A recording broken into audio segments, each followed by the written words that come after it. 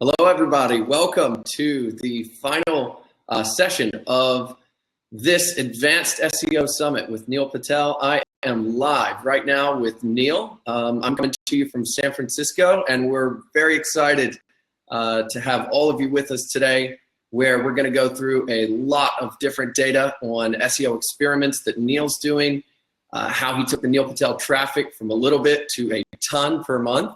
And it's just going to be an overall great time. So I'll give everybody a minute to make sure that they're in the chat. We've got this thing broadcasting on Facebook Live.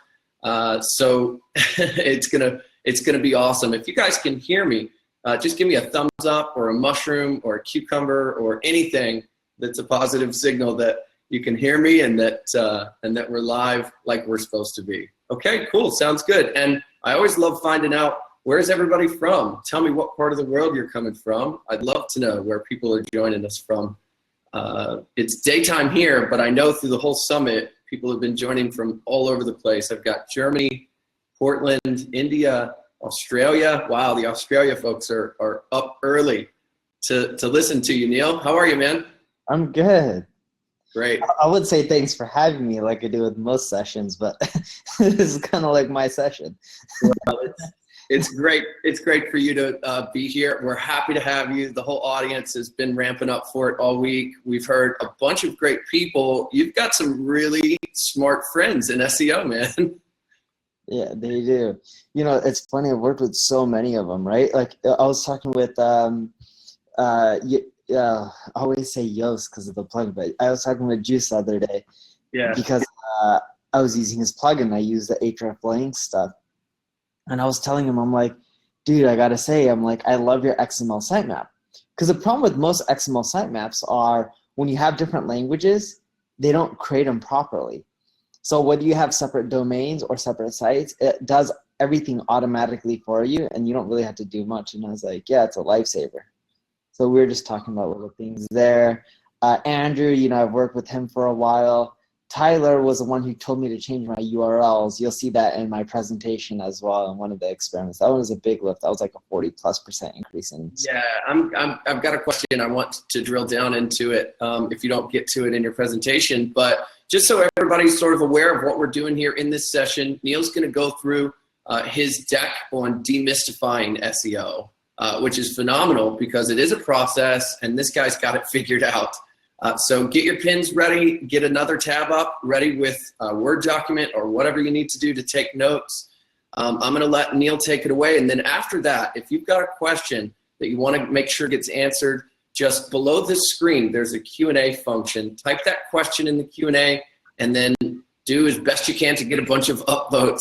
The chat is slammed with people, so if you ask it in the chat, I may not see it. So the best way to get it answered is to write it below, and it's the opportunity to ask Neil anything that you want, proposals, questions about SEO. Let's see if we've got time to answer it. Neil's promised us that he's going to give us a great long session after for Q&A stuff, and I've done this before with you. You love to just get into what's working for you right now, right? So screen sharing and stuff. Exactly. Can you see me right now, Clayton? Yeah, we can see you now. If you want to click on the share screen thing and let's get the deck going, I think we're all ready. All right. So load the chat. Jefferson says Neil already tells us everything in the blog, which is, it's almost true. He does tell a lot of stuff in the blog, but I've had a couple of sessions with Neil that were not official, and I've learned something every time. So that's the good news. Let's see. You see that? Is it coming up? I don't see it coming up. The screen share there under the live stream. The window's loading a bit slow for me. All right, no worries. I've got Sweden. People are still typing where they're from. Sweden, Colombia. Let's see, a bunch of other places. London, a bunch of people in London. Cuba, Mexico. Vegas, Ukraine in the house. Harold is from Mars. He gets the long distance award. Canada, India, Holland. Okay. Wow, there's so many people in here, man. We are blazing on this thing. If it's still loading, maybe just refresh the screen and we'll be here if that's the best way to do it.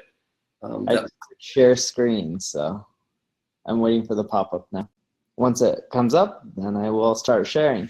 Okay, let's see. Maybe what was that final question you had for me? I wanted to know, I see a bunch of people that all have their dates in the URL of their blog. So walk us through specifically what you removed, and did you remove it from the page and the URL, and what happened? I removed it. Well, pages usually don't have dates. I removed it. Well, yeah, actually I removed it from the pages and I removed it from the URLs, and it worked out quite well. So, and I will explain that in the last one within my presentation. I believe that is experiment number 7. So just to speed this up, I think I'm going to refresh the screen really quickly, and then you can add me back on. Yeah, go for it. We'll be here, no problem. Okay, also just to remind everybody, while we're getting Neil's screen loaded for the presentation, this presentation is going to go for probably an hour, hour and a half, something like that. And then all of the other presentations, if you missed any, you can view those right at the top by that horizontal radio button right there at the top, okay? I don't think that you should click off of this one because this is the most exciting one. And then the recordings are going to be available for a couple of hours after that until they get moved to the members area. So let's see, Neil's going to just say something in the chat, and I'll promote him on screen again, or Dylan, maybe you could help. So let's just get him loaded up again. There is a transcript. I'm going to... All right, I'm back. There you are. All right, so now let's see. Thanks, Inder. Screen. 2 a.m. in India. You guys are awesome coming and listening to this live broadcast. Let's see. Let's make sure that we can get the screen loaded, and there it is. Looks good. I'll just my window, so that way I don't have all this stuff, and hopefully that way the computer's more smooth. Can you see my screen? Yeah, we can. That's great. Go for it. All right, let's play this bad boy. You guys ready? Yeah. So today I'm going to teach you guys 7 experiments that I ran that grew my traffic from 9,029 search visitors a month to 449,000. That's a huge increase. Now, to clarify, I did that increase through a period of 2 years, from January 2015 all the way to January 2017. And then after summit's over, if you guys still have questions that I don't answer during the summit, you can always tweet at me. So here's my traffic, right? As you can see from the screen, January 1st, 2015, I had a bit more than 9,000 search visitors a month. Now, if you fast forward to January 2017, as you can see, this is 449,000 visitors a month from search. If you can see at the top left, you'll see that it says organic search traffic. This is not paid search traffic. This is pure organic. So experiment 1, and I ran quite a few, but I'm going to talk about the 7 most interesting ones. Experiment number 1, does post frequency affect search traffic? Now, you guys already know that when you're first starting off with a blog or a website and you add a ton of content, of course, frequency and the amount of content as well as quality affect, how much search traffic you're going to get. Because if you have 5 pages that Google's index and then you have 100 pages, obviously you have a higher probability of getting more search traffic. But the real question is there diminishing returns, right? One is if you go from having 100 blog posts to 200, 200 to 500, 500 to 1,000, etc. What really happens? So I decided to test a few things. I did everything from, for periods of times, I've blogged once a week only, I've blogged 3 times a week, I've gone all the way up to 7 times a week, and even 14 times a week. That's 2 posts a day. I deleted the content that doesn't get 100 search visitors a month, right, after it's been live for 6 months, because you have to keep in mind that just because, you publish a piece of post, it's not going to get search traffic right away. But over a period of, 6 months, it should be doing somewhat well in the search engines. And I've even tested translating my blog into 3 different languages. In total, I have over 1,900 posts. I've tested quite a bit. So, and you can just see, right? Currently, it shows that there's 1,919 posts published. I have English, Portuguese, Brazil, German, and Spanish. Those are the 4 main languages that I'm in right now. And I have content really on all forms of SEO, marketing. Bless you, sorry about that. And what I found is the more content that I produce, I was like, all right, this should help increase my search traffic, right? Well, after you reach a few hundred blog posts, this is what happens to your search traffic. And you can see this. In other words, it's pretty flat. Like, yeah, you may see certain days a bit higher than others, but if you look at it over a period of a month or two, it's pretty flat, right? In other words, the test didn't go the way I wanted. The more posts I publish, when I deleted content, and I tried all these different types of things, I was hoping that my search traffic would go up.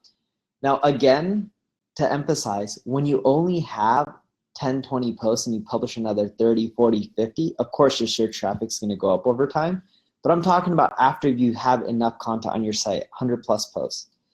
And what ended up happening was I didn't really get more search traffic just by publishing tons more pieces of content. But I learned something that was really interesting. I couldn't predict which posts were going to be hits or misses, which is why I published them in quantity. And I did everything from like using Ahrefs and SEMrush and seeing where my competition's getting traffic from. And I'm like, okay, you know, like maybe I should publish posts that are just like my competitors.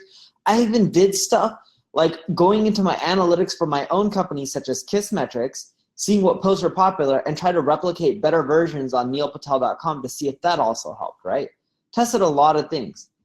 And what I found is it was really hard to replicate success by just publishing a lot of content and using intelligence from competitors and data like that. But I learned that when you publish posts, and there's no real logic behind this, but when you publish posts, just randomly, some do well in search engines and some don't. And when you look at your analytics, you'll see like me, like number 20 on this page, right, in that chart is 13 secrets that'll boost your Facebook organic reach. That was a post that I published in 2015 that naturally just started getting traction. I didn't do anything. I didn't build any links to that page. It didn't get necessarily more social shares than some of my other posts, right? I've had posts that got on 3, 4, 5,000 social shares, and they didn't get as many search visitors as a post that got 500 social shares. There wasn't really one specific pattern. And I couldn't predict when I write a page, even if I like put the right keywords in there and everything like that, that I'm gonna get high rankings. But what I found is that when you publish content and you do it in mass scale, some of your posts just naturally get good search traffic. So as I showed on that number 17 or number 20 listing, that post has 4,159. And what I started doing is I went go into Google Webmaster Tools. I clicked on search traffic, then I clicked on search analysis, right? When I did that, I would get a listing, and here's what the tick boxes look like when I'm in Google Webmaster Tools. So once you log in and you click on that, you'll get this report. Make sure you click on clicks and pages, because that filters based on pages, and it shows you which ones have the most clicks, and you'll start seeing a list.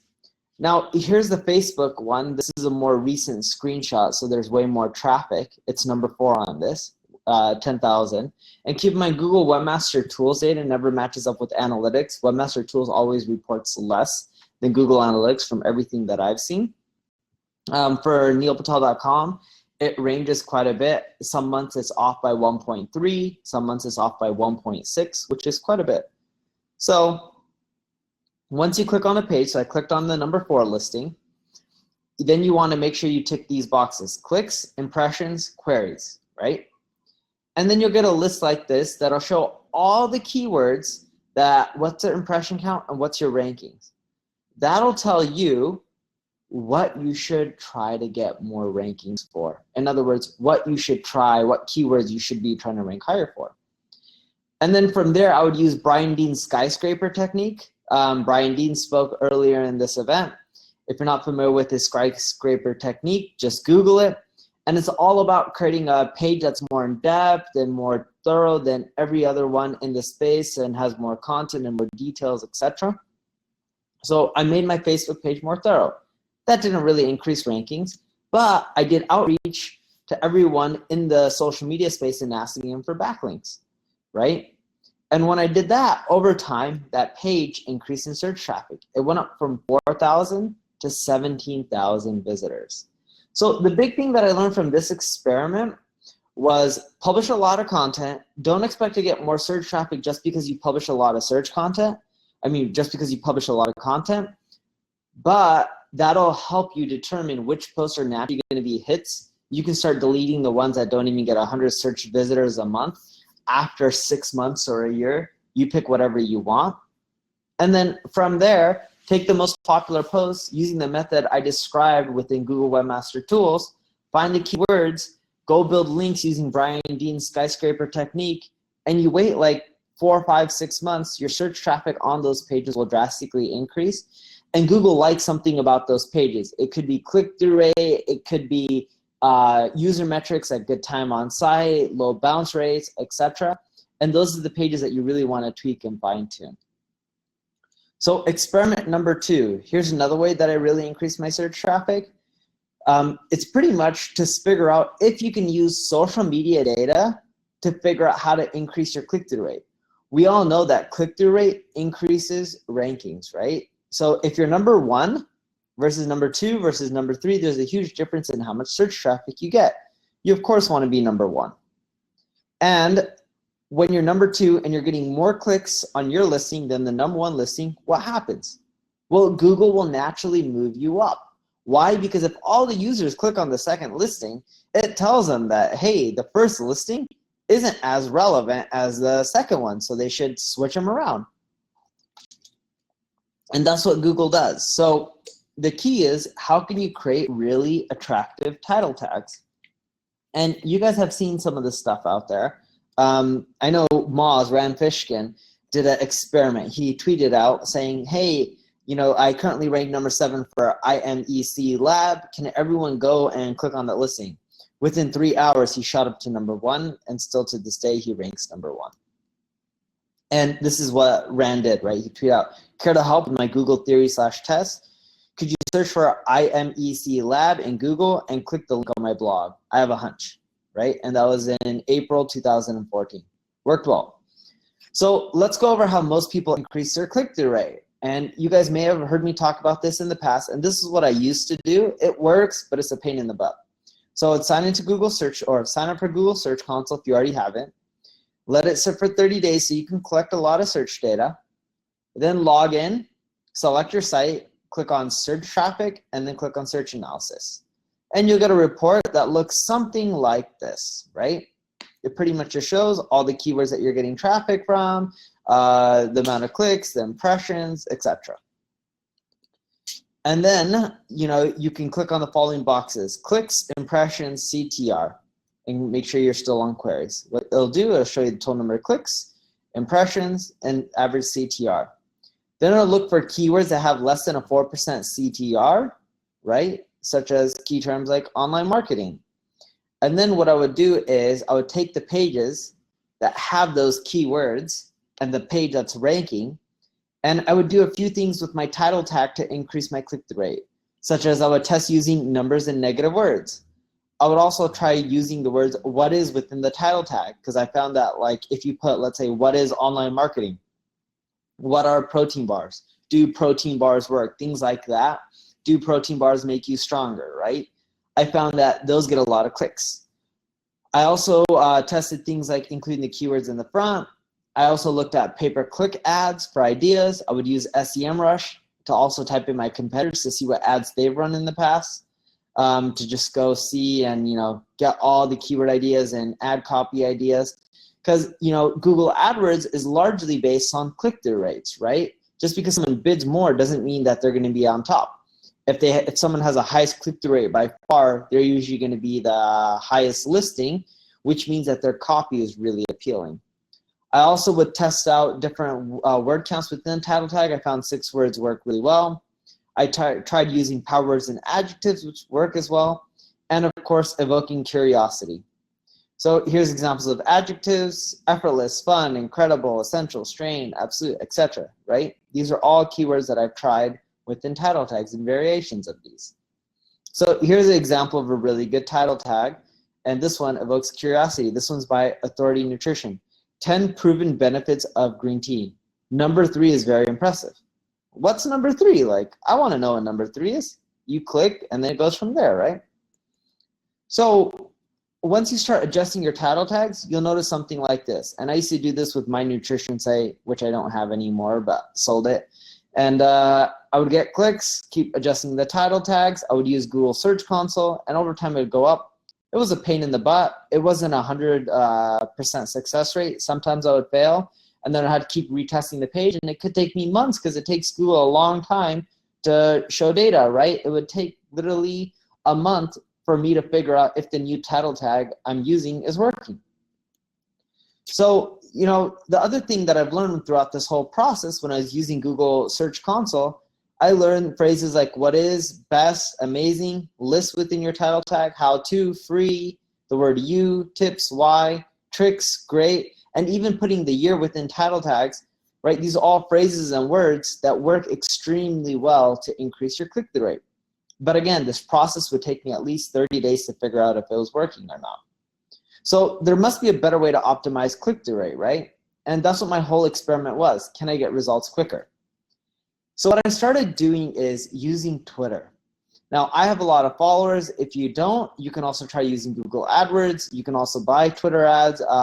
You can use tools like adding a lot of Twitter followers and then unfollow the people that don't follow you back. It works. Once you get enough followers, like a few thousand, 5,000, 10,000, or you're willing to pay for a bit of ads, you'll quickly be able to tweet out a lot of stuff and figure out what's working and what's not.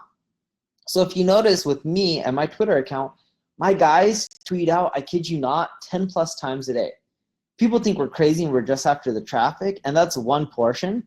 But what they don't realize is we're using Twitter to try different title tags for the same links to figure out which ones are getting the most retweets and likes and click-throughs, because that's telling us what's the most appealing titles that we could be using. Because if the picture's the same and we're testing stuff out roughly at the same time of day and we have data on what time of day our users are the most engaged, then we know that, hey, the title affects everything. So we would test out doing things like changing up the title tag. So as you can see, the one at the top says 5 steps to creating a profitable Facebook advertising campaign. I may also test out how to create a profitable Facebook advertising campaign, right? Another variation could be how to create a profitable Facebook advertising campaign for less than $500, right? And I'll test out all these methods, figure out the click-through, and then if I had to adjust the copy to match the headline later on, I would. But by doing that, over time, my search traffic went up. And it didn't go up right away, but over time, it slowly kept going up. And that's what we'll learn with click-through rate, in which when you test something out on click-throughs, it takes Google some time to figure out where they should place you. So if your click-through rate continually increases, they're not just going to move you from number 10 or page 3 to number 1 on page 1. They slowly move you up, and that's why you start seeing a gradual increase in search traffic. And that's what I was seeing when I continually tested my click-through rate, and I realized that Google Search Console is a slow way of doing it. Just do it through social media. So experiment number 3. Who is Neil Patel? Some of you guys have seen this, some of you haven't. And my big hypothesis with this test was, does Google rank brands higher? And I wanted to really figure that out, right? Just like Pepsi, Coke, everyone knows about them. You see that glass, you're like, I want a Pepsi. I want a Coke. They have a really strong brand. So do these brands get preferential treatment when it comes to Google? And well, first of all, before you can actually do that, you need to first figure out, how does Google track if a brand is popular? You would assume based off of search volume, right? Well, for you, because they're not going to reveal all of that data, right, in the same format that they get, the closest and the easiest thing is Google Trends. So you can type into Google Trends any name, any company, and it'll show you a chart. If there is no data, that means your brand's pretty much non-existent in the eyes of Google. And over time, as that increases, it'll go up. And you see spikes in my name, and that's fine. That happens when you get PR or big press. And I wanted to see if I can manufacture the quote unquote spikes. And I did. These spikes aren't natural. It's all caused by me. So here's my search traffic before I started doing brand campaigns and after. And as you can see, that's a huge increase, 24.10% increase in search traffic, all from increasing brand queries. And I've done it multiple times over last few years, and it's worked extremely well. So I did a few things. One, I had some friends who are really popular on social media. They tend to be models. I don't know why they're the most popular people on social media, on like Instagram, but they just are, and they don't make a ton. So they're also willing to do things like signs. So one of my buddies, Dan, and his partner, I don't know why I'm blanking on his name. What's Dan's partner's name? Brandon. So Dan and Brandon run a social media marketing company.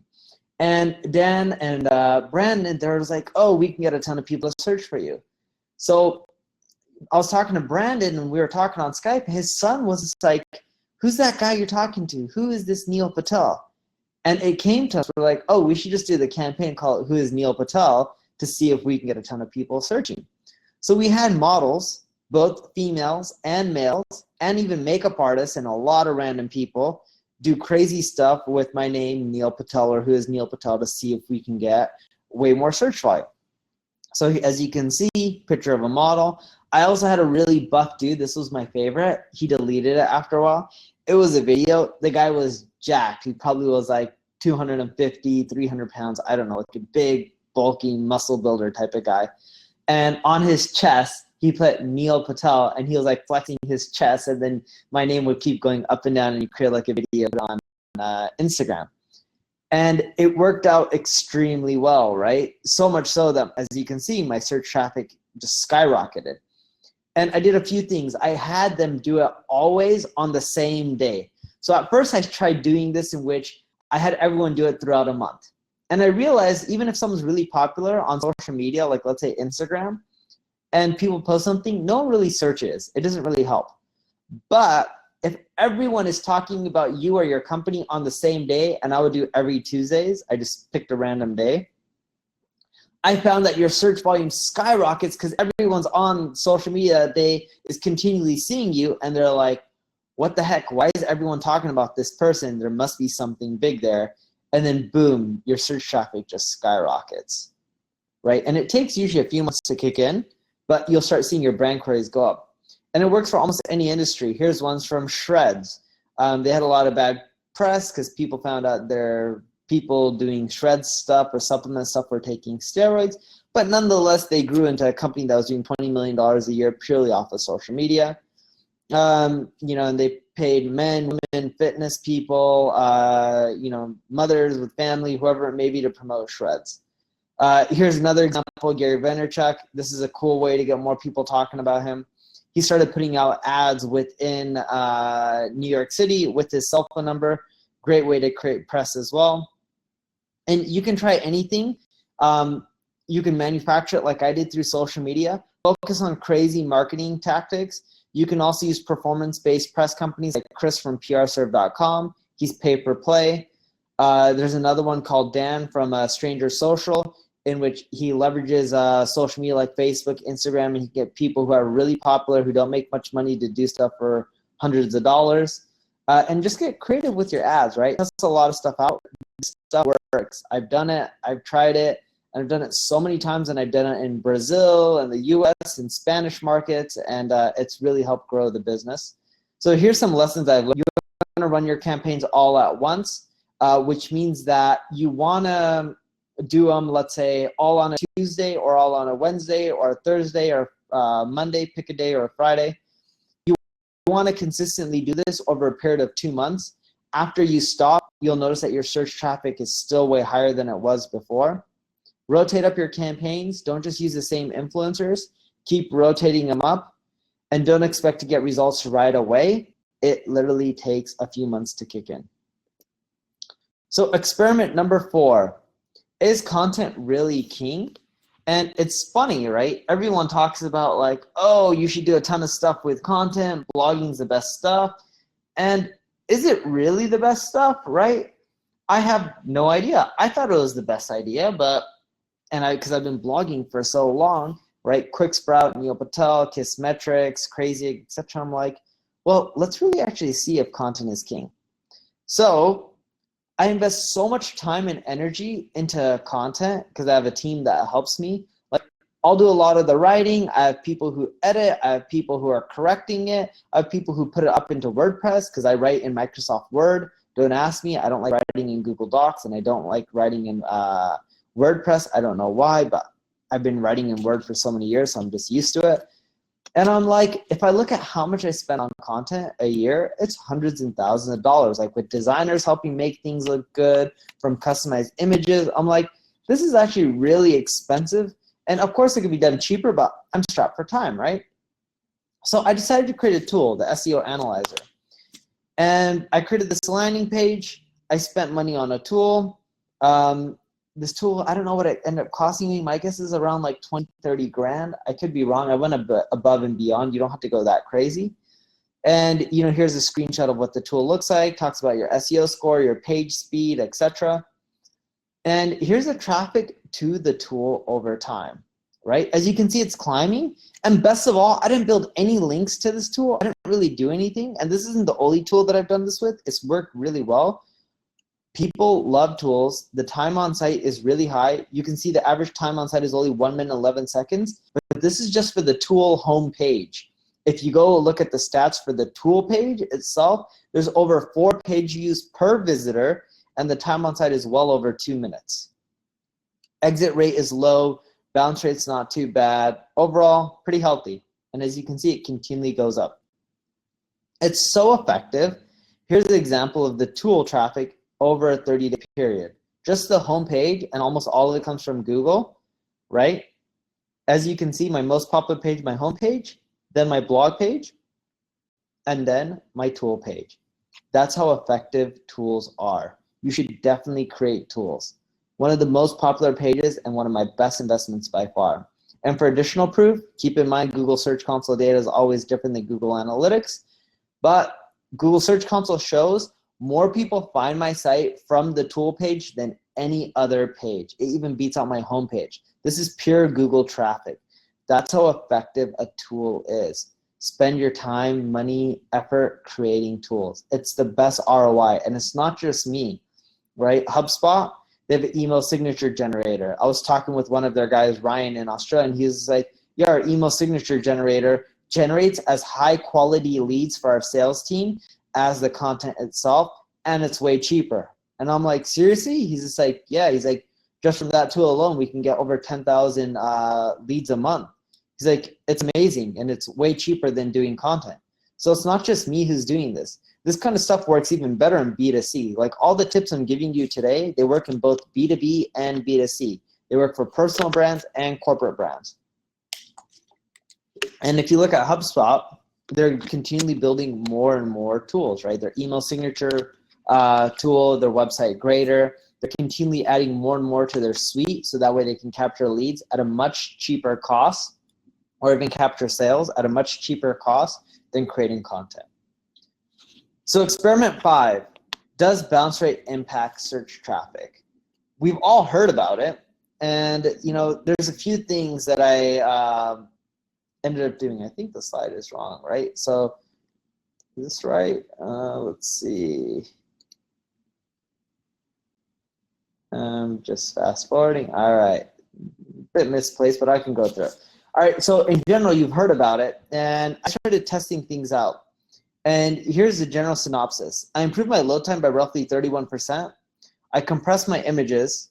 I removed the entry pop-up, not the exit pop-up. I know people are saying like Google's penalizing for mobile pop-ups. All my buddies who are running mobile pop-ups, and even me, we haven't seen any difference in our search traffic, just as a FYI.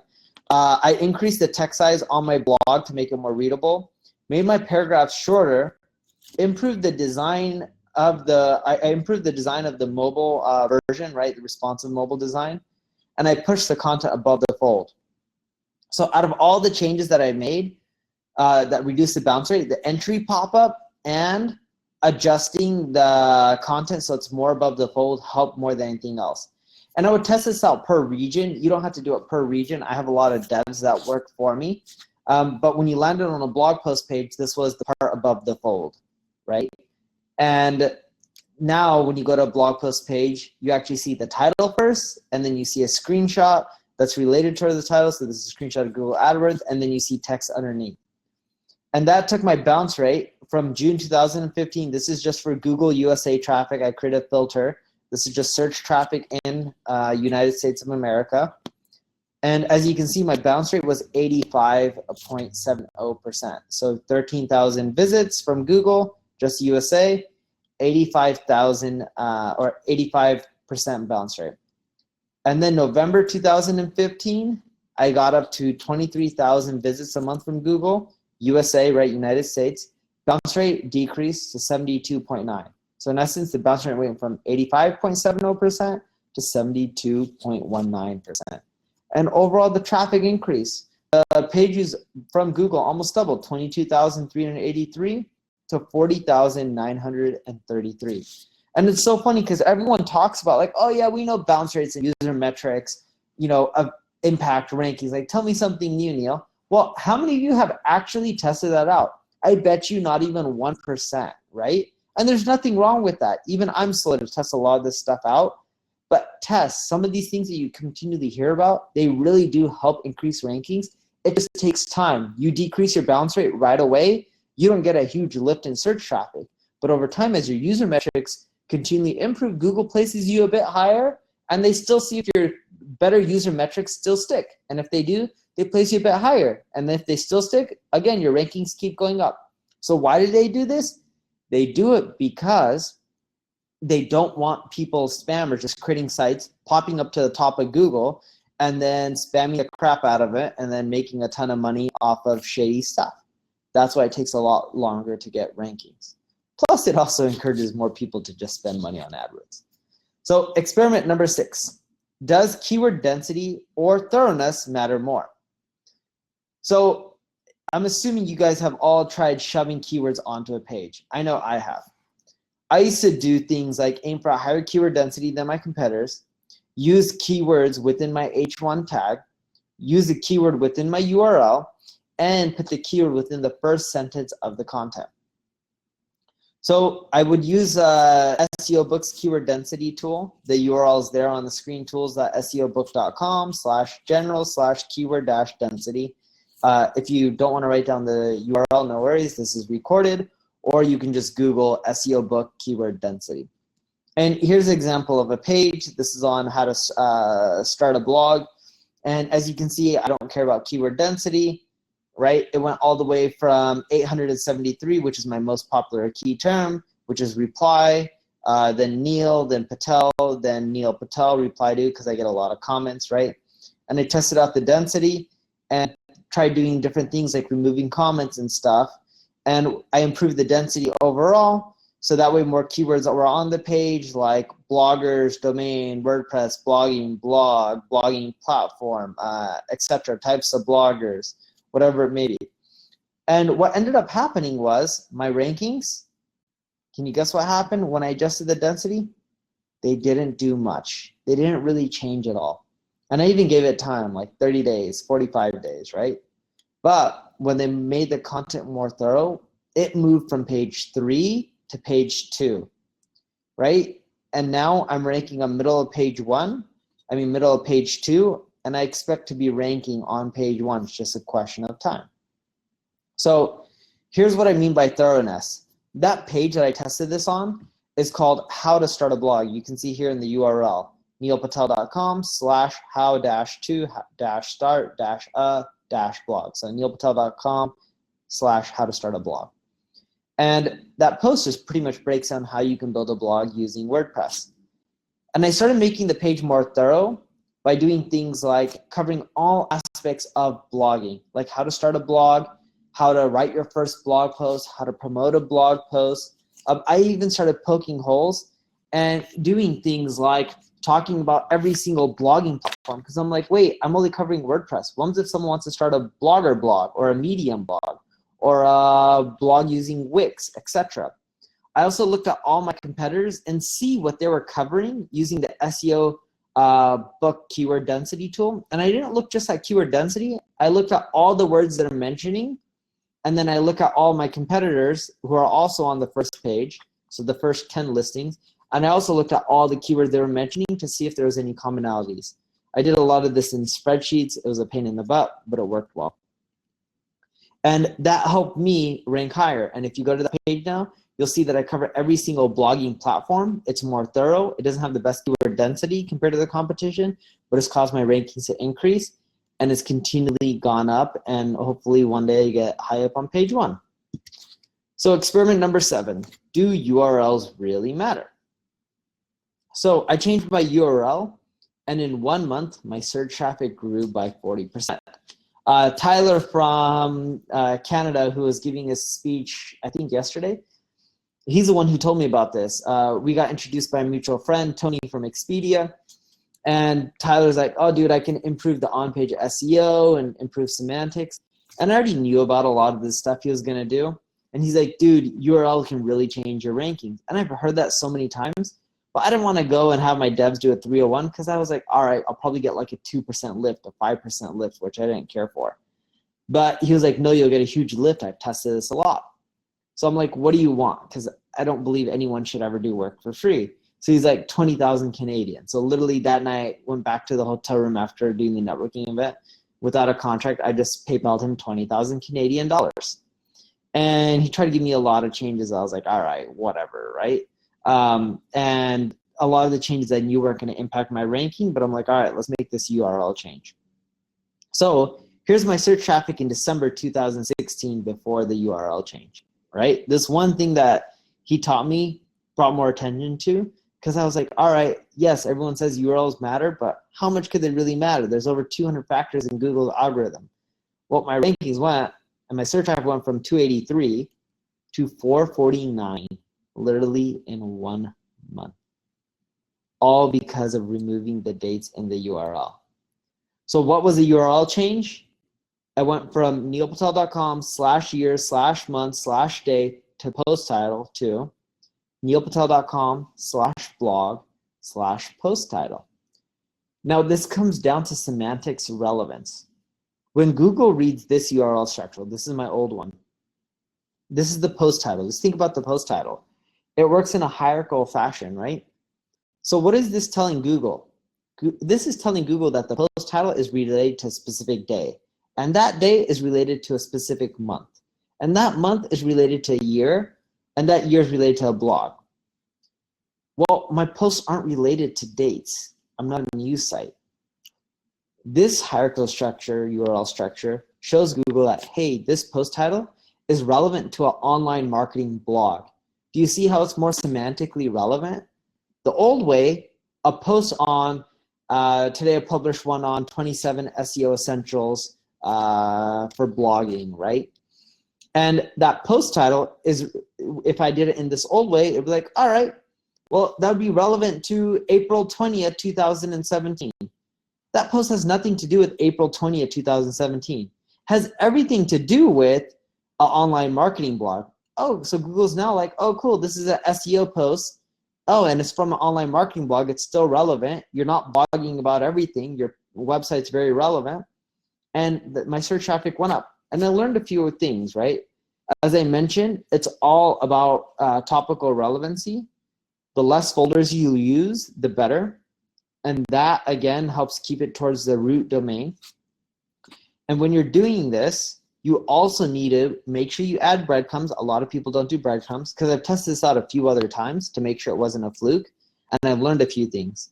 So you need to add breadcrumbs. You need to make sure there's schema markup. You need to change all the internal links from the old URLs to the new ones. So you can't just 301 your URLs. But if internal link from one blog post to another one is using the old URL structure, you got to go through each blog post and update the URLs. You need to do a 301s from your old URLs to new ones, as I mentioned. And most importantly, you need to change all of these things at once. I've done this around 6 times now. Since then, every time I make these changes one by one, the search traffic never goes up. Every time or technically it goes up and then the next week it goes down. But every time I make all the changes at once, the search traffic goes up and it sticks. I don't know why, but for some reason in Google's algorithm, they want to see you making a lot of changes at once. So that's it. And now let's get into some fun Q&A. And as you guys are asking the questions, I'll do my best now to answer them, but show you stuff that I'm doing as well so you can see more and more. Okay, amazing, man. Thanks so much. Let's just put us both back on screen here, I guess, if that's okay with you. And let's look at the questions. Wow, so what a great journey through that traffic increase over that period of time. Amazing stuff. There was a ton of people in the chat having awesome positive content, comments, asking lots and lots of questions. So I'm just going to get started with some of the most upvoted ones. Let's take it from the top. Now, we've noticed over the last 4 days that the audience is sort of spread out, beginner, intermediate, advanced. While I'm asking this question, I'd love to know what you consider yourself. Type it in the chat, beginning, intermediate, or advanced SEO. But the first question, Neil, from the audience is, and the most upvoted one is from Diana. It's changed from the one that we previously talked about. Her question is, what's the fastest and safest way to get a brand new website or a blog to rank on the first page of Google? And how fast can I get there following your advice? Sure. So it all comes down to topical relevance. And what I found is, can you still see my screen, Clayton? Yep. So what I found is it all comes down to topical relevance. Google likes ranking small mom and pops just as much as they like ranking the big dogs. So I'm going to give you guys an example, right? neilpatel.com/how to start a blog. And this is what I mean by topical relevance. It's whoever goes more in depth, like in other words, topical coverage, not relevant. Oh, looks like he got disconnected there. Just hang on. Looks like he's reconnecting. We'll just have him there. Vasile, if you're watching, maybe you could create a poll, beginner, intermediate, or advanced. That would be a cool way to sort of calculate who's in the audience. Uh-oh, we need Neil to comment again. Neil, comment again.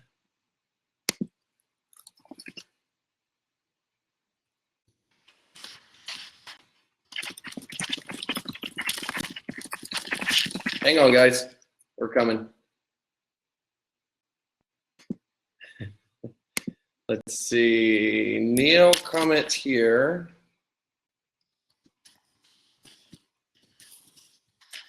Sorry, guys. I'm just putting Neil back on the live stream here. Neil.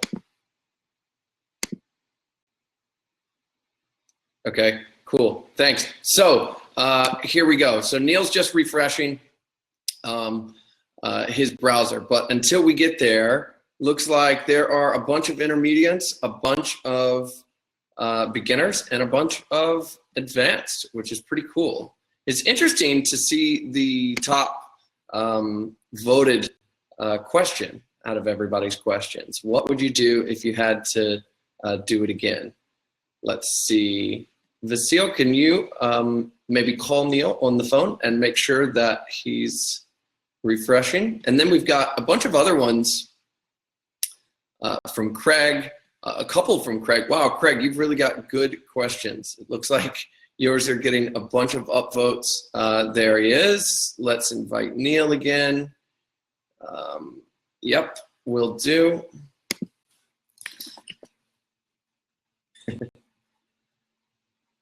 Okay, there's Neil again. Let's see if he's going to get added.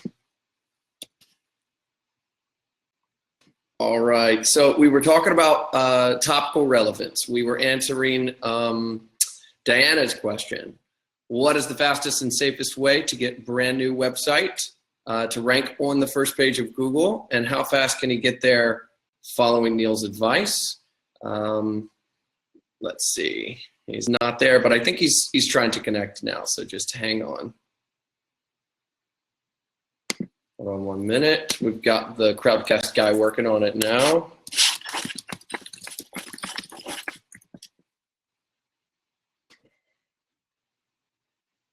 Didn't accept. Okay, invite. Here we go. All right, now I think he's going to be joining us. I was able to successfully send the invite out. Thanks everybody for bearing with us. Sometimes technical issues happen, as I'm sure you know, and we've got a ton of people that have been joining us on there. I just wanted to remind everybody while we're waiting for Neil to join us that we've got a couple of, there you go. How are you? All right, where do you guys lose me? I was going to Abraham Lincoln. Did you guys see the Abraham Lincoln stuff? No, we just saw the Google homepage. That sucks. All right, time to answer the question again. All right. It is the loaded one, so. All right, so the best way to increase your ranking is purely through topical depth, right? Topical relevance, going more in depth on a post, right? So you can still see my screen? Yep. All right, so here's what I mean by this. On my how to start a blog page, I cover how to start a blog, picking blog topics, all the way to choosing a domain name, hosting, blogging platforms. Like, think about, I'm covering WordPress.org, .com, Blogger, Tumblr, Medium, Ghost. Who the heck uses Ghost? You know what I mean? Like, that's how in depth that I went to increase my rankings from page 3 to page 2. And it works on everything. Like, have you heard of the Abraham Lincoln example? No. All right, so Wikipedia used to have an Abraham Lincoln page that's only like 4,000 or 5,000 words. Their rankings keep shooting up because that page just kept getting more and more detailed. Like, they cover everything, right? They probably even talk about his beard. Like, this page, as you can see, I'm like continually scrolling. It's never ending. I'm like now halfway through the page. That's how in-depth that they go. And because of that, Google's like, all right, we should rank this page higher. Now, to give you an example, let's say you have a pizza shop, right? And you're in New York City, pizza shop in Manhattan. You're talking about the best pizzas and you want to rank for all pizza terms in New York City. If you start talking about how you make a pizza, the difference between New York water and Chicago water and how that makes the dough taste different, how you preheat the oven, the best times of the day to eat pizza, what they go with, does it go with red wine, white wine, what kind of toppings, should it be market fresh, how you make the best tomato sauce or pizza sauce or whatever you want to call it, how much chili flakes should you ideally place without ruining the flavor. Like, you're going so in depth that everyone's like, wow, this is amazing content.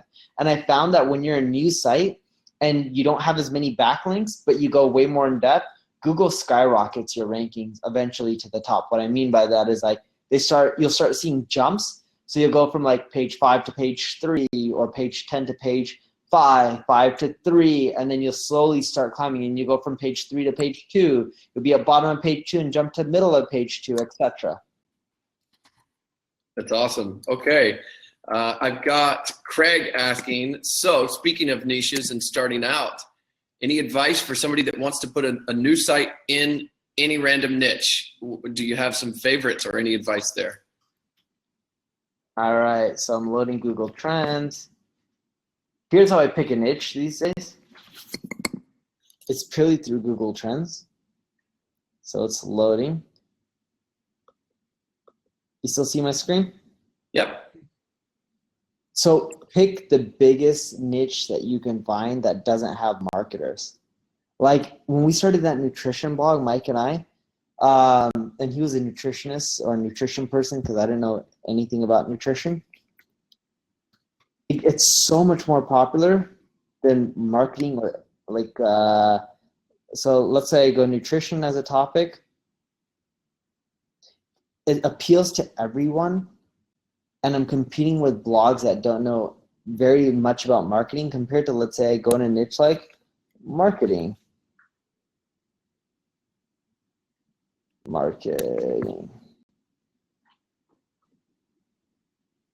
Right? Like, look at the comparison.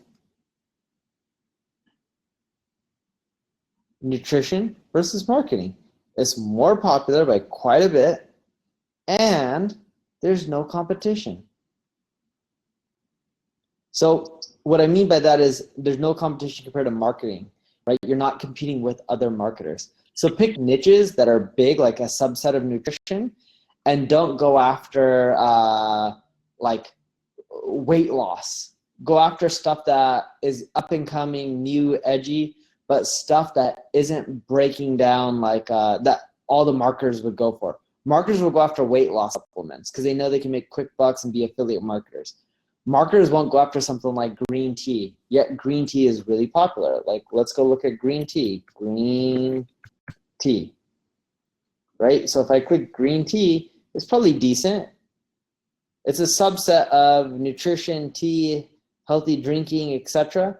And you don't compete with too many marketers. I used to rank on page 1 for this without building any links on a brand new nutrition website, just because we had a nice article with pretty images and it wasn't even that thorough.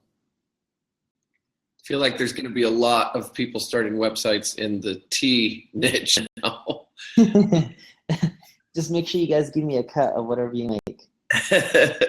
All right. Craig, with 59 upvotes, is asking, what's the #1 tool that you can't live without? And if it's not one, maybe give us a couple.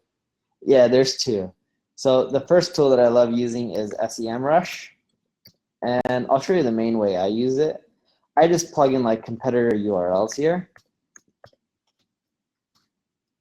So it's loading. I gotta log in. It's all right. We would love to see how you set up your SEMrush, so we're happy to wait. It's pretty basic. Yeah, they have a lot of cool information, especially in the projects section. I don't even know my username and password. Let's go back to the home page. Let's see if SEMrush is watching or if they can give us Oh no, I have a username and password. It's just saved on the home page. For some reason, you click login from that. Okay. So it doesn't work. But when I click login from here, the password should pop up. Yeah, that's the browser, right? Mm-hmm. Okay. Login. See? Now I want to know, what about black tea and white tea? The whole tea niche is being saturated today. Teas make good money. I know someone who makes a few $100,000 a month in profit selling teas online. Really? Wait, I think I heard you talk about that once. Are they what, like a drop shipper, or what are they? Is it like special? Yeah, it's a young guy. I think he's like in his late 20s. He didn't want to create his own tea product, so he just sells others, and he doesn't want to deal with inventory, so he gives someone else a cut to deal with it all, like a drop shipping company, and sells someone else's product and white labels it. But yeah, so here's SEMrush. I put in a domain like Moz, and what I really care for is top paid keywords. Because, and I look at this every single month in SEMrush because I want to see if it changes. See, companies in general don't spend an arm and a leg on pay-per-click unless they know it's converting really well. And let's go to full keyword report.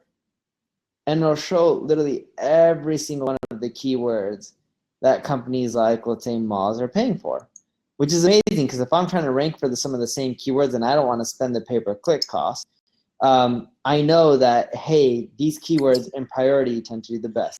Now, I know I'm not going to rank for Moz, their name, but good keywords, and I look at the volume, SEO keywords, Google algorithm update, keyword tool, let's see, these are actually the same. I don't know why it shows up twice. Oh, 2 different pages.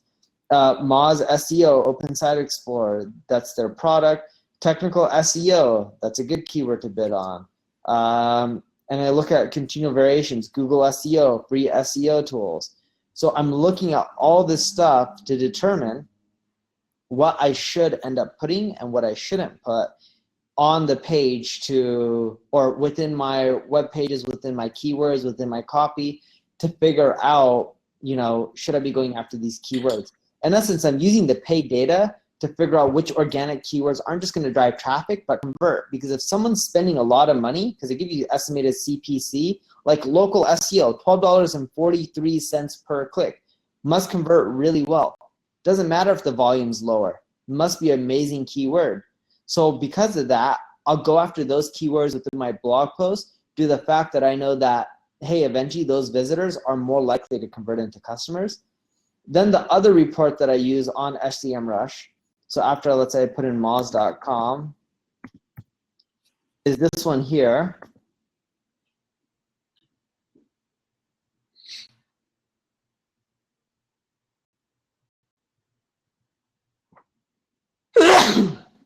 Bless you. Thank you. I'm getting sick too. I'm like all bundled up inside with a blanket and my heating turned on to 80 degrees. Oh, God. Yeah. I bet you're getting a lot done. Yeah, I'm so productive. Like, even when I have a fever, I still work. There's no excuses. The best time to work. It's not like we're digging dishes here. Yeah, exactly. All right, so I'm scrolling. This is Moz that you're looking at, 594,000 backlinks. Yeah, this is on SEMrush again. I ignore all of this. I don't care about that. I care about the most important part is top paid keywords by far. That'll tell you what keywords you should be targeting. And then I do the same thing for all the main competitors. So then I'll go from SpyFu to SEMrush to Optimizely because they show like the competitor level, how close they are relevant to Moz, and I look at all of their keywords and I start copying them as well, and I look for similarities, because if all my competitors are bidding on the same keywords, that tells me that that keyword must be converting. They all can't be dumb. If SEMrush, SpyFu, and Moz are bidding on the same 20 keywords as their main ones, I know those are probably the most lucrative ones in the space, and that's what I try to go after organically. Absolutely. And one other tool you said. Yeah, the second tool that I use a lot, and I use these tools probably on a daily basis. So it's Ahrefs, and I tried buying the other day Search Engine Watch, right? My biz dev guy, Andrew, hit him up, and we couldn't even get to an offer. I was willing to pay $2 million for it. But this website, and here's why, I can see over time that their traffic just tanks. They suck. Because it was founded by Dan Sullivan, or he was part of the team. I don't know how it worked. He was doing an amazing job. And over time, their search traffic has just tanked, right? Like, look at the organic keywords. It just keeps going down. Like, they're just, the guys who bought it are doing jack shit with it, and they've owned it for years. So I'll go into Ahrefs. I'll type in a URL, like all my competitors, and I go into top pages. That's the main feature I use. It's not the backlinks. It's the top pages in the left sidebar. That tells me what pages are driving all their traffic, and then I go create similar content on my site. Mm-hmm. And then if I go and click on this URL, I don't mean to do that. Oh, there you go. When I click on the keywords, not the URL, it shows me all the keywords that drive the traffic in order. Search engine, best search engine, alternative search engines, etc. Search sites, internet search engines, better search engine than Google, unfiltered search engine, right? This all helps me determine what pages are driving my competition the most traffic and the keywords. So that way I know what type of content to create. And I make sure I include all these keywords within my content. And what I do is I just export them, right? And then I go into Microsoft Excel, start export. All right, I'm gonna load this for you guys so you can see.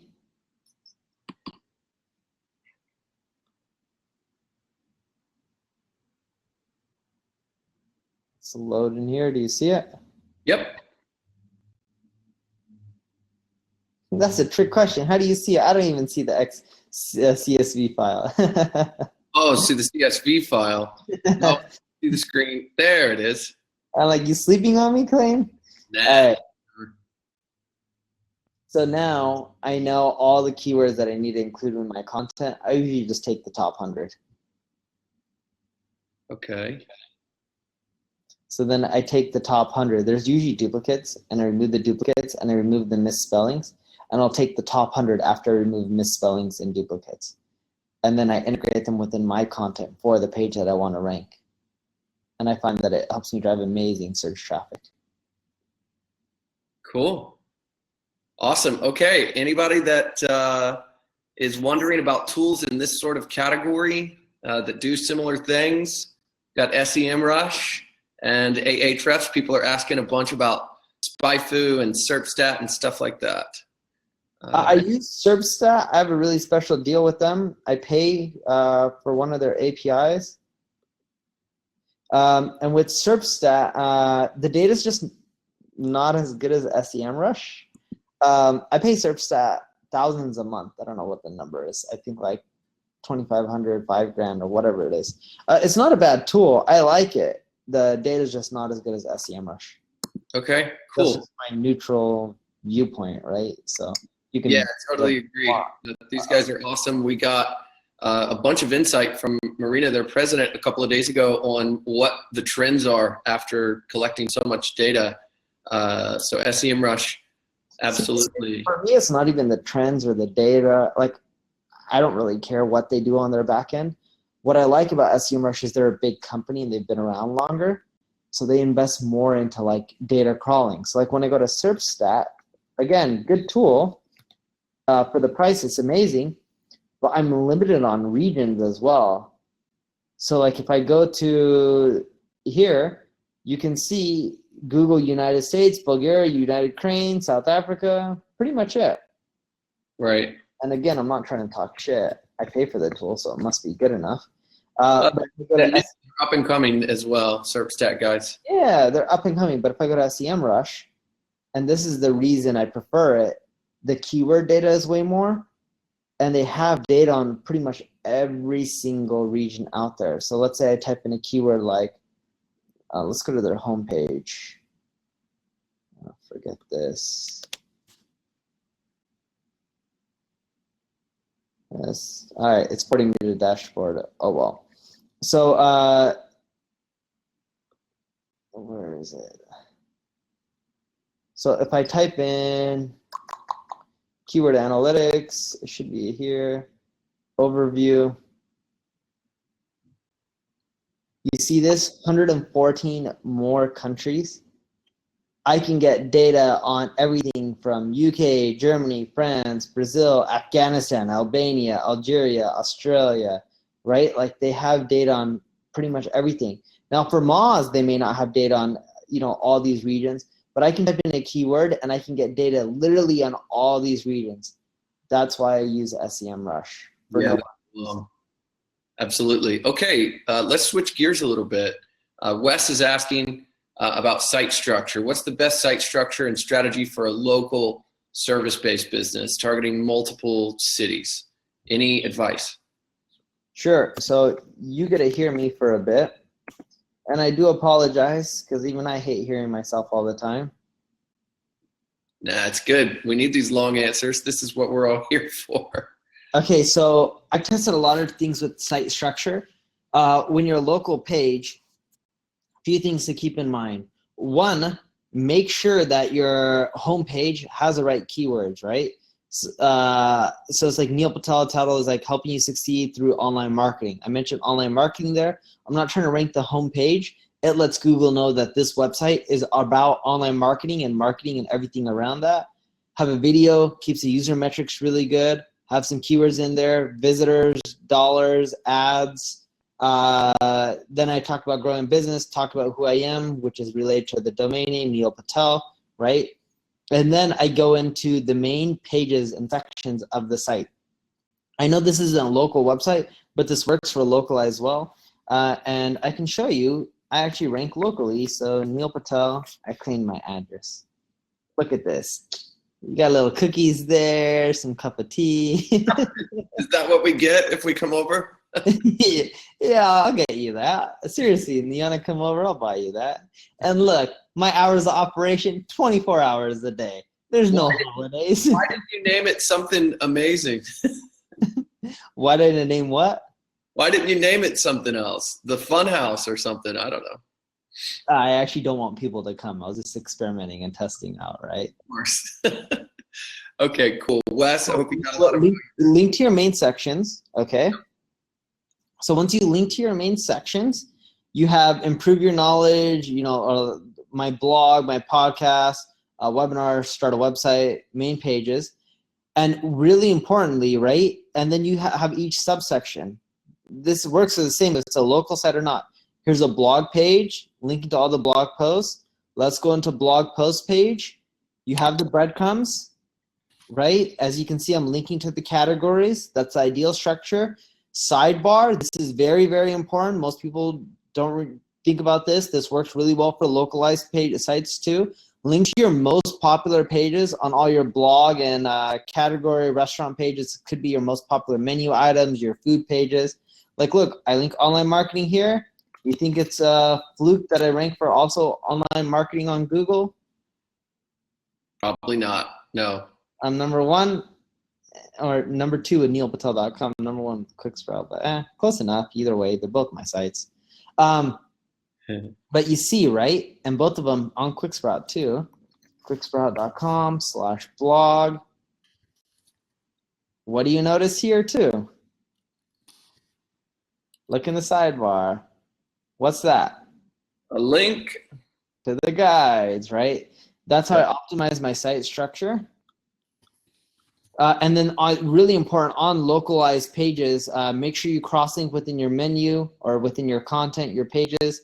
And then on your contact page, I don't do this because I'm not really that localized, but have all your locations and addresses there. So that way you can claim up multiple listings within the maps and then go submit to Moz Local.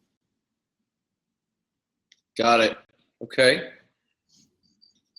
All right, Wes, I hope you heard all of that. If you didn't, you can replay this session. And for everybody else that asked a similar question about local rankings or site structure for local businesses, I hope that site architecture helped out a lot.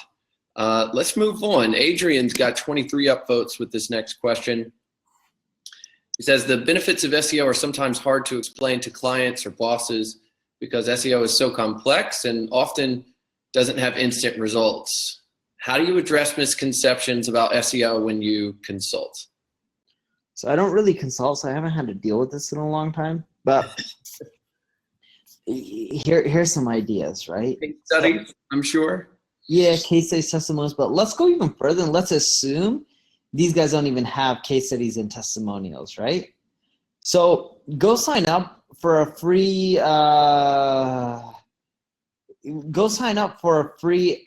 trial of SEMrush, okay? And then go type in your competition.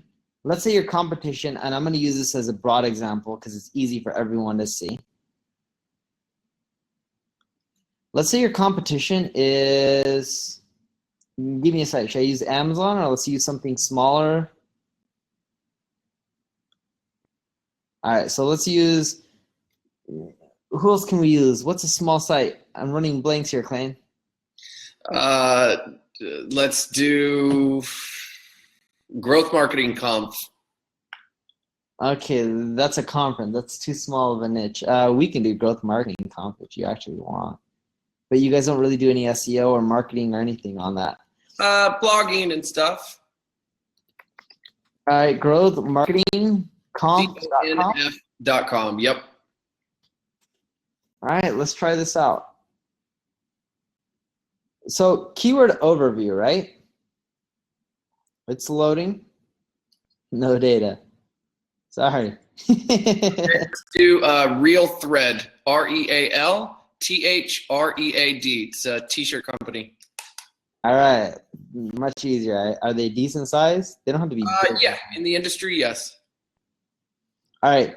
So what you want to do is how the heck? Seriously. All right, let's go to domain overview.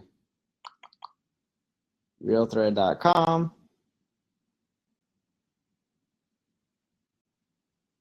It's pulling.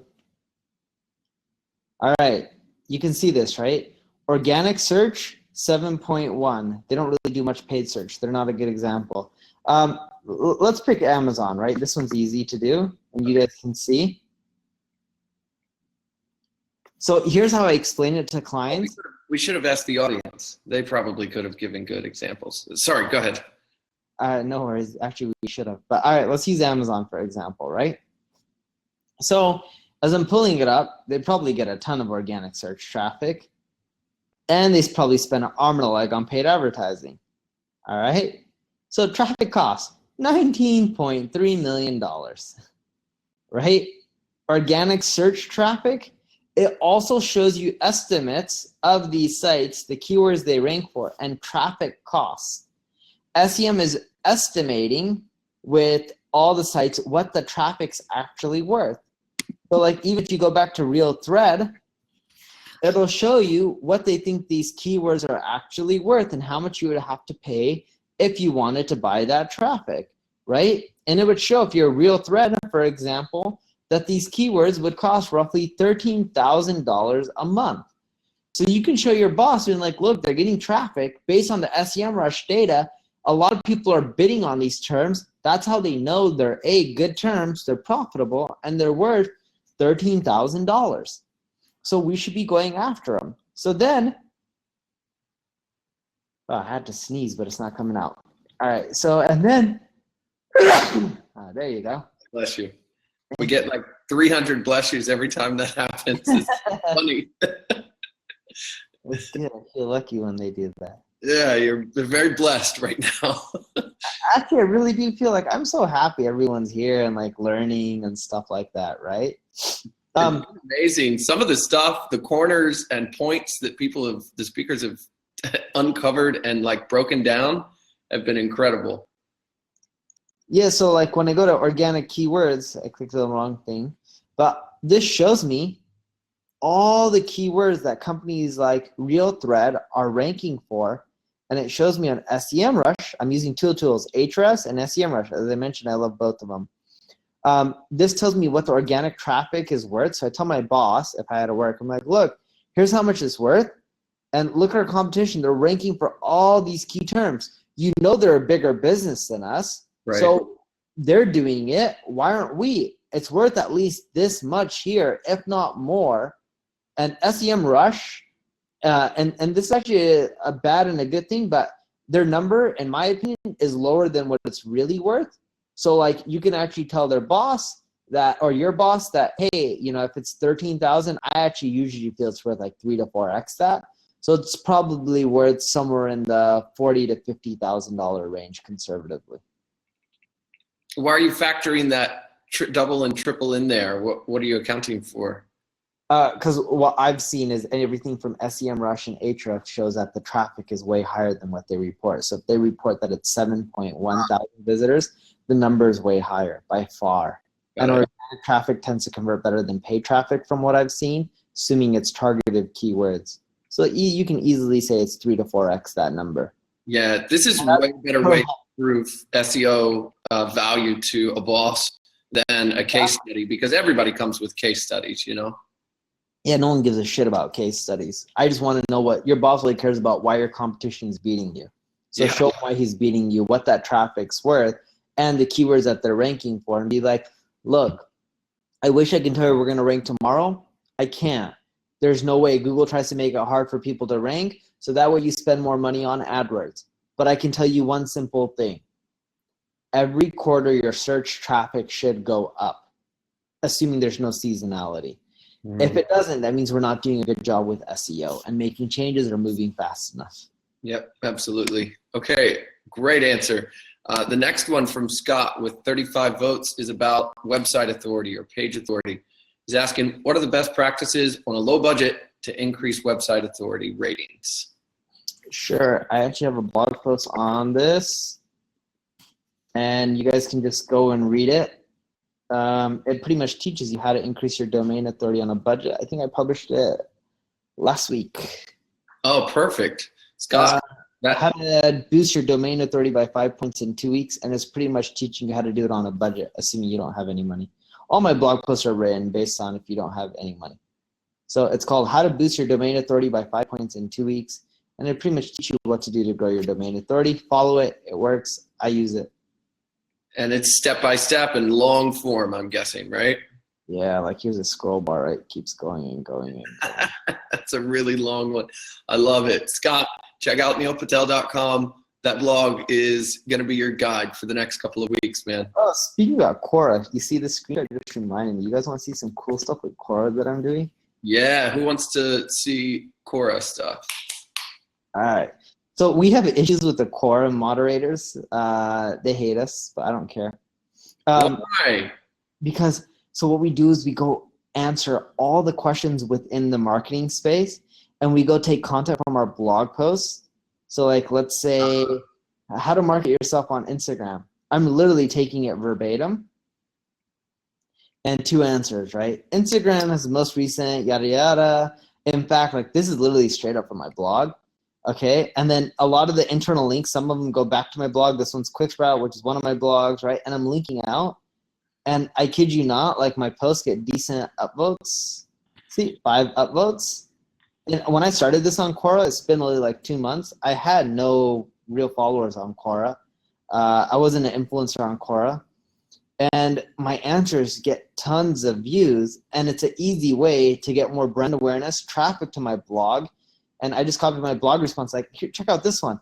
How can I create strong backlinks to my website? It's 220 upvotes, 245 upvotes, 83, 71, 356. What are some of the interesting psychological marketing tactics, right? It works for B2B and B2C. And like, I kid you not, I just straight up copy and paste. Where's my post? 100 answers. Why isn't mine at the top? Oh, here you go. I'm hyping up.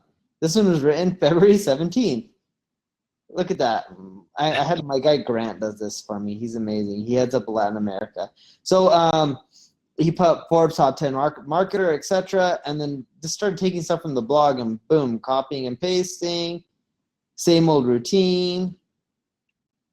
This works so well.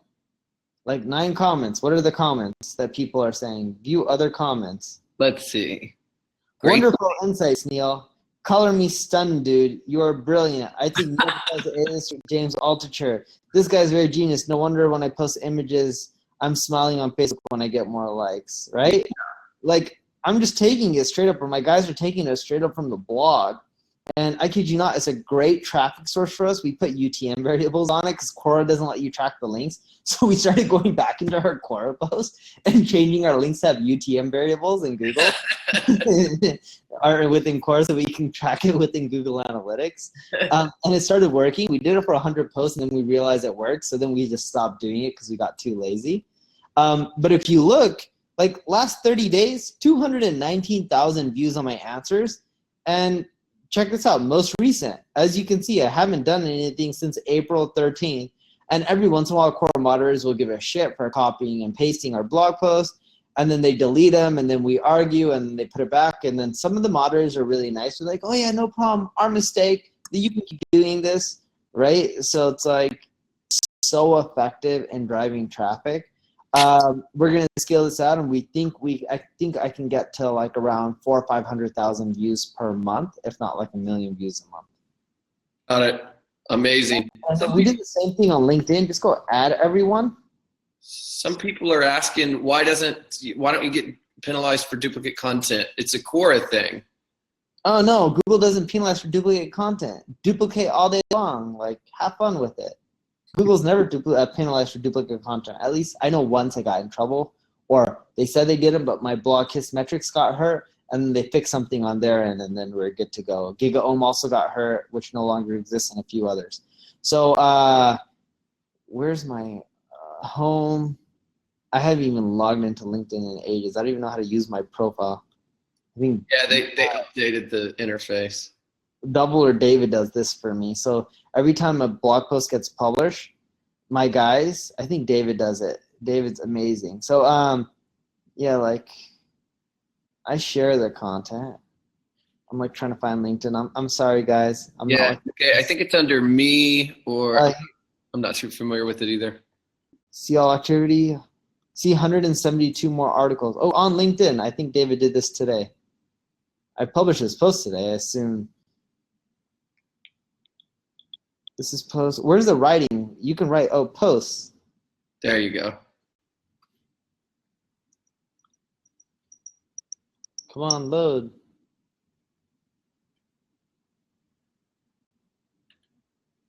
Yeah, I've heard good strategies about how to do this, and then like tease them with some of the content, and then put like to read more, click here, and then you can drive them to your blog. Yeah, that's what we do. I'm trying to find it. I know these guys do that because I see it in my referral logs, and like LinkedIn will end up drastically once I started doing that. I do not know where to go. Interest. It's somewhere here. Should be under articles, Vasil says.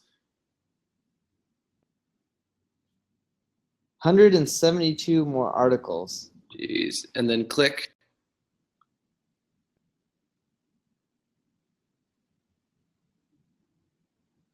There it is. Wow. You see it? I don't even know.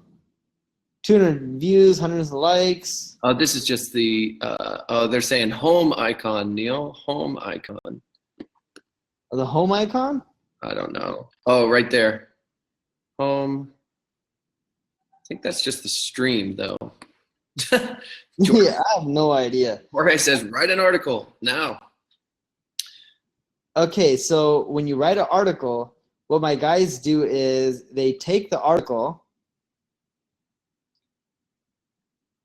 they click write an article, they take the first 2, 3, or 4 paragraphs you pick, and then at the end it says click to continue reading, and that goes over to my blog post. That's how I get my LinkedIn traffic. Nice. Okay, ready for the next question? Yeah. Let me find it. Okay, it is from Itai, which I'm guessing is Israeli. Itai says, just launched my e-commerce website. What are the first things to do for driving traffic and more sales? E-commerce. He just says, here's an example. Oh, there you go. I found it. I click. You see this? Yeah. You publish, new website. Look, they're taking the first few paragraphs. Step 1, click to continue reading. Yeah, exactly. 9 comments too. Like, you know, I'm getting clicks and engagements from it. Works really well. Yep. All right. So what was Itai's question? E-commerce, how to get more e-commerce sales, just generally speaking. Sure. So your checkout pages on e-commerce should always be 2-step. Do not do a 1-step checkout page in which like ask for a name, an email or email password, and then on the second page, ask for their credit card details. Doing that is a great way to increase conversions. There's something cool that, what is it called? And then when the people that, what is that service called? You know what I'm talking about? No. It's like, it like recaptures. I'm trying to think. I should know the name.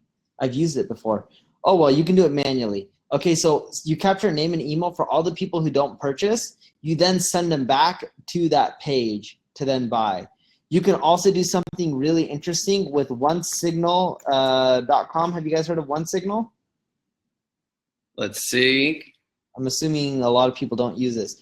It's push notifications. Are you guys familiar with push notifications? I'm sure they are, yeah. I'm getting yes. Jack knows it. All right, so push notification, for those who don't know, Push Crew is an example of it. I know their interface a bit better. OneSignal works better with e-commerce though. And what you end up doing, you can end up sending a message, right? So see it in action. So you click yes.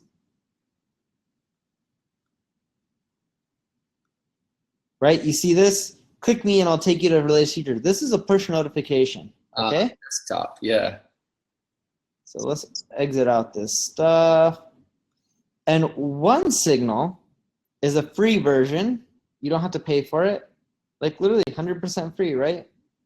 And what you can do with e-commerce is everyone who adds stuff to their shopping cart but doesn't continue, you can then do a push notification and get them back to your site. That helps with sales. The other thing I've done is it Signal Feed? Signal. What is it? Feed. Single Feed. There you go. Not Signal Feed. Singlefeed.com. This is e-commerce feeds. And what this does is put your products everywhere. So you're selling them more than just on your website. Singlefeed.com. This helps get your products out everywhere. They're one of the 4 Google shopping partners. It's a great way to get more sales because they're putting it on other really popular e-commerce sites. Use it. Check it out. I love it. It works really well. Okay, cool. Craig's asking, what tools do you use to research writing an epic blog post or how-to guide? BuzzSumo.com. I may type in things like, it's loading. I may type in something like online marketing.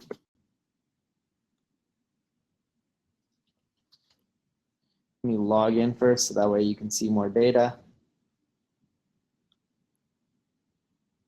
Sign in.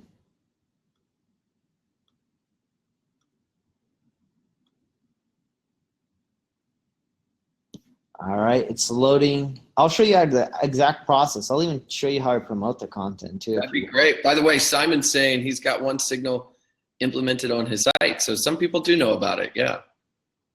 And Simon was the one who asked the e-commerce question, right? No, he was a different guy, but still interesting. All right, so I'll look at online marketing. And here's the example, how Google Analytics ruin marketing. Let's say how I'll then write an article called How Google Analytics Saved Marketing. Seriously.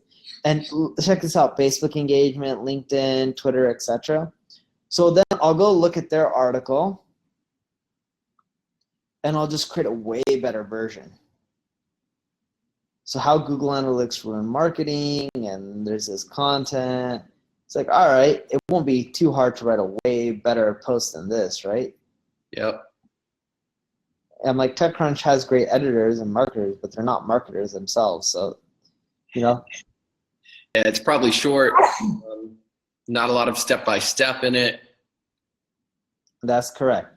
Okay, so I would write an article called How Google Analytics Saved Marketing. Just go look at theirs, make it more in depth. And then from there, because that one did really well, I click on View Shares. And it shows me every single Twitter user that shared this article. And it tells me how many followers they have. So now I'm then gonna write a better article, and then I'm gonna Google Marsha's name, Raj's name, Sam Hurley, and you can find a lot of their websites. Like when they have a website, you click on it because then you can find their email from their website, right? And then once you have their email, like I would Google, or I would email, let's say Sam, right? And my email would be like, hey Sam, I noticed you shared an article called How Google Analytics Ruin Marketing by so-and-so author from TechCrunch.com. I actually have a similar article coming out called How Google Analytics Saved Marketing. And it breaks down A, B, and C that the original article didn't. And it actually goes in depth on, if you're a company or even a marketer, how you can use Google Analytics step by step to save you money and improve your marketing so your business can grow faster. Let me know if you would like to check it out. Cheers, Neil. That's it. People like Sam, 20 to 30% of the time will respond back. And then you'll email Sam and be like, here, and he'll usually respond back with something like, sure. Then you'll email him back with like, here's the article. Cheers, Neil. P.S. Let me know if I can do anything for you. P.P.S. If you share this article, not only make my day, it'll make my decade, right? And you'll get a ton of social shares on your article. Nice. And then I also do this every time I link out to people in my blog post. I do the same thing. I'm like, hey, Sam, I got to say, a huge fan of yours. So much so that I even linked out to you my latest blog post called X, Y, and Z. Feel free to check it out. If you like it, let me know. Your #1 fan, Neil. P.S. If you share this, not only make my day, it'll make my decade. I love it. That's great. Okay. And some other people are saying All-Top and some other areas where you can get good ideas too. Mm-hmm. Next one is site speed. Ahmed is asking, how do I make my website site? And how do I make my website fast? And I mean very fast. Practical advice. Yeah, so there's Google PageSpeed. You don't have to be perfect. Everyone thinks you have to be perfect. I don't think Google actually uses speed to improve rankings as people think. I know they mentioned it as a factor. Here's where I think they use speed. I think speed indirectly affects rankings. I don't think speed directly affects rankings, right? Attempting to load the page reach limit number of redirects, less fetch, dismiss. It's not redirecting itself. I know the paperwork. It ranks in Google. All right, so let's do crowdcast.io, or there you go, Quicksprout, even better. So it'll tell me what they're ranking the page as. And this is really important because what you'll notice is it'll give you suggestions. You fix these suggestions on mobile and desktop. Try to get as good as you can. You're not going to be perfect. But what I found is it's not about making your website fast, because you don't have to have the fastest website. I know Amazon wrote a piece talking about how the slower their site loads, the more you lose. But it's not about being the most fast. It's about being fast enough where people don't bounce. If your site loads too slow, what I found is user metrics show that people bounce more. And when they come from your site from Google and they bounce and they go back, eventually Google tanks your rankings. So if your site loads fast enough, and you can do, you can use page speed test. What is that tool called? Not Pingdom, there you go. So you can do Pingdom, type in your website here, right? And type in all your competitors who rank on page 1, and just make sure your website loads in roughly the same amount of time as theirs, and you're good enough. That's the trick. Cool. I love it. There you go. If you want to know how to fix it, you type it into Google PageSpeed. That tool tells you how to fix it from Google's perspective. Cool. Sounds good. Okay, next question. Let's keep rolling. We've got a little bit more if you've still got some time. Jeanette is asking about keyword research, or keywords specifically. How difficult should my keywords be? Having a hard time determining what's too broad and what's too difficult. Yeah, when you're starting off, don't target keywords, target pages. So I would go, and you can use hrefs as I showed before, right? Type in your competitors' URLs and just go look for the pages that do really well. So if you type in Neil Patel, and keep in hrefs as a sample size, it'll never show you real traffic that your competitor is getting. Your competitor will always have more than whatever hrefs is showing by a magnitude of whatever, 2, 3, 4x, right? It's somewhere in there, ranges a lot per industry. But go to top pages, and it'll show you the type of pages that you should be writing similar content on your end. And then when you go to top pages, you can use that export that I showed earlier with the CSV, export the keywords into CSV, and you now have keywords for that page that you should be going after, assuming you're willing to write a similar page, right? Or create a page that's similar. But can you see how the volume, it's really off, right? So this is 12,507.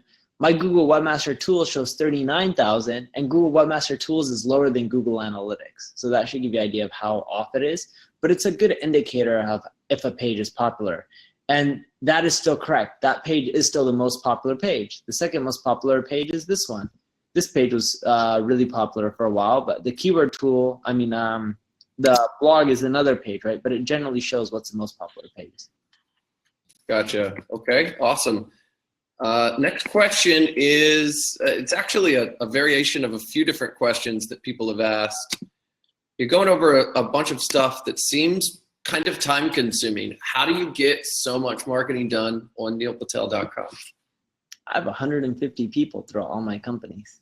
There you go. Vignesh, Upender, there's the answer to your question. Wait, is that Vignesh asking that? A few people asked different versions of the same thing, so I just paraphrased. I'm like, our Vignesh? Because Vignesh also works for us. I know. But it was also asked by people that are just in the audience that have no connection. Upender was asking, how do you get so much of this stuff done? I have a big team. So I'm now doing something called Neil Knowledge, or just Neil Patel. We're going to create videos where I do a video a day of me giving a marketing tip, and the video could be like 3 minutes to 10 minutes long, and it has screen captures and all that. So David will come up with the topics. I go through them to make sure I like the topics. Then I redo whatever ones I don't like. Then him and I go over the titles, and we'll do that in 2 to 3 hours. The next day we had a film guy come over, Pasquale, Pasquale came over, and then I kid you not, like we shot 16 videos in 3 hours. Like I just crank them out, and then Pasquale and David will do the editing. David will make sure the right screen captures are there, and then we'll start uploading them to Facebook and YouTube once we have like a backlog of 30 to 40 videos, and then I'll start publishing them once every single day. And I'll launch it by sometime in May, but my goal is to do literally one video a day for the whole year, even if it's a holiday. That's awesome. Yeah, we just heard Eric Sue this morning share with us how you guys hold each other accountable and do, you know, bulk sessions and keep up with just the massive demand to produce a podcast every day. Yeah. And think about it, right? I'll even share the cost. So Pasquale will cost me $4,500. And that's to shoot 31 videos a month. I already paid David, but let's say this takes, you know, $2,000 worth of David's time. And then my time, it takes 3 hours of shooting twice a month. So that's 6 hours. And then to come up with topics, that takes me roughly 2 hours of my time, because David already does some of the grunt work.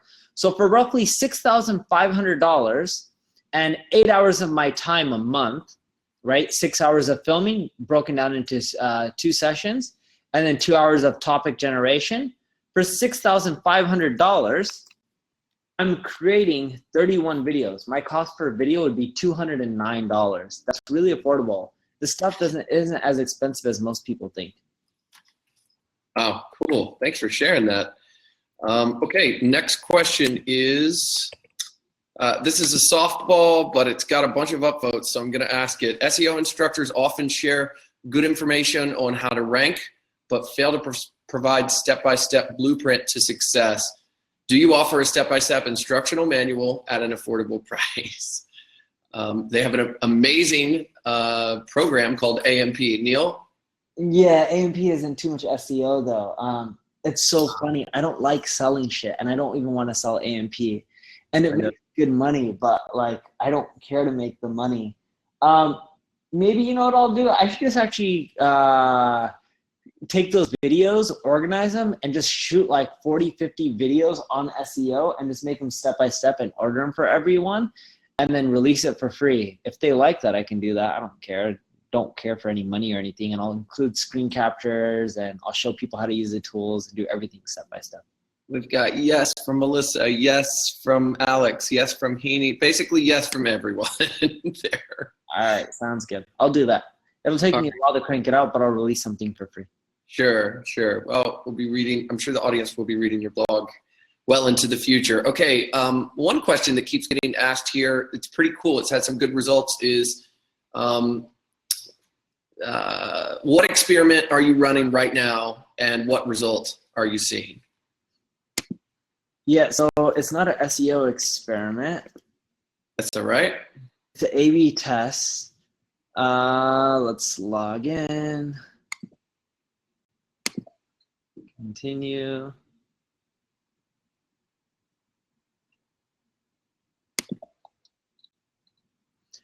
So I use Crazy Egg tests. You can sign up for crazyegg.com. You won't get the test feature. It is a paid product, even the free version, or the Crazy Egg is. But if you email support@crazyegg.com and you CC Neil at crazyegg.com and you ask for access to the test feature, just say Neil said I can have access, they'll enable it. And it's a WYSIWYG test feature, but it's called something like bandit testing, where you can continually just make changes to your website without being a marketer. I mean, without being a developer or a designer. So I'm testing stuff. So as you can see, here's my control, 4%, 212 leads. This one's 279. So I'm testing stuff where I change the copy. And what I'll do is like, I'll just click add variant. Let's see, it's loading.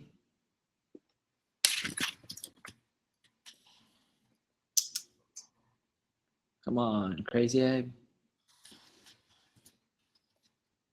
It's gonna load the whole site, and then I can make edits to the whole site without any developers or designers or anything like that. So I make all my marketing changes, or a lot of them, through here.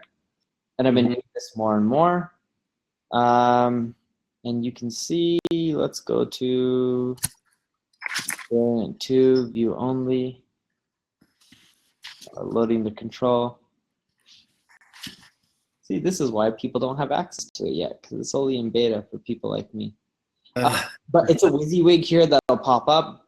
And once the WYSIWYG pops up, I'm then able to make changes to my site in whatever way, right? Like I can click add variant, and then from add variant, I can literally just go click on the text, make changes, and then adjust my marketing in whatever way that I want. And then I can see the stats within Crazy Egg on if something causes, I can pick whatever goal. I can have more page views per visit. I can have, you know, more email captures or whatever, and I can track all this within clicks of a button without being technical.